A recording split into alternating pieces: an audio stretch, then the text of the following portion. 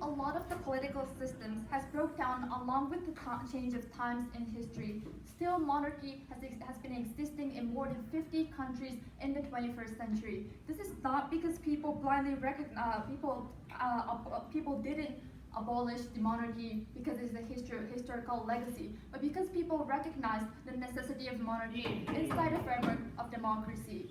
So we believe that inside a democracy, monarchy is uniquely important. My partner told you about 3 points. Moreover, I'm going to talk about how it is uniquely important in terms of social cohesion. But before that, few rebuttals to the government side. So number one, what they said is that, well, it doesn't correctly represent the people, so it is wrong. They misunderstand the idea of democracy and idea of representation inside democracy, because the representation of democracy is inside the framework of political sphere. We don't think representation is not really important when what the nation is representing.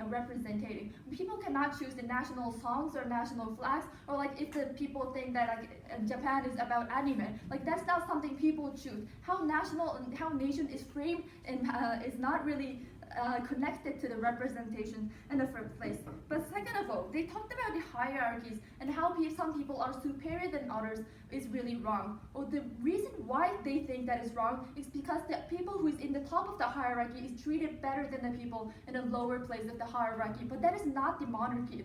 People inside the royal family or the emperor is treated just as the same as me and you guys. So therefore, even if there is a hierarchy inside the state, that doesn't mean that the hierarchy itself is wrong. We need to consider the consequences of the hierarchy. But third of all, they said about how the emperor is having a really hard situations, giving the example of Kago-sama. First of all, the emperor or the royal family is not really in a hard situations in the first place already. Even if like they only gave us the example of Japan, but in other countries such as like Europe, the the royal family's privacy is really considered an important fact. Not a lot of people they're more like freedom of those people to choose their jobs or where to go, that kind of thing is already okay. But second of all, even if that kind of people has a really hard situation because of birth lottery, that doesn't justify the situations. Because if you are the children of Michael Jackson, at the moment you don't have the same ability to move or to go shopping or go to izakaya as what he has said,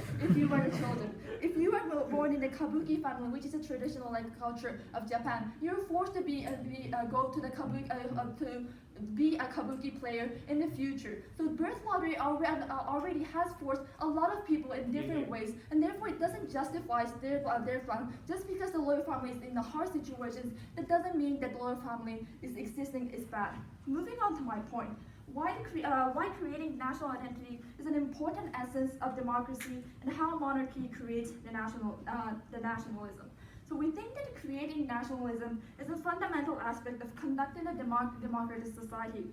Why is that so? Because the system is always about engaging with others. When you are paying tax, the tax that you paid is not only used for yourself, but it sometimes uses for other people, more poor people using welfare, other people using education, and that means the people are forced to accept other people to help. The states are forcing you to help other people inside the same nations. Moreover, about like social security, if you about social security, it is up to that concept that other people rely on the states, and already the society is in a stable situation. Yeah.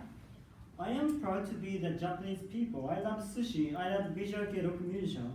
Why do you think nationalism in the name of monarchy is so important? Please tell me the dire necessity of monarchy.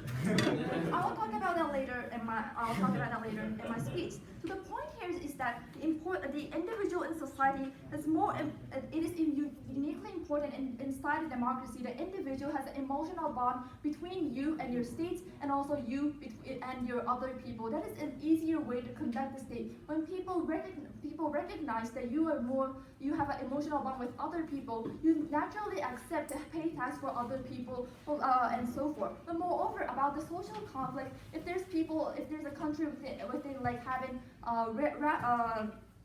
social conflicts like religious conflicts or ethnic conflicts, we think that when you're feeling that you are with other people, you're the same with other people, that is when social conflict does not occur in the situations. Like answering to their POI, why is it uniquely important? We think it is different from cultures or like visual K-bands, that kind of stuff, because the symbol of monarchy is absolute and stable, which my partner has already told you. It is created inside the history, and it itself is the history and the tradition of the nation itself. We think it is something that cannot be changeable, and therefore we oppose.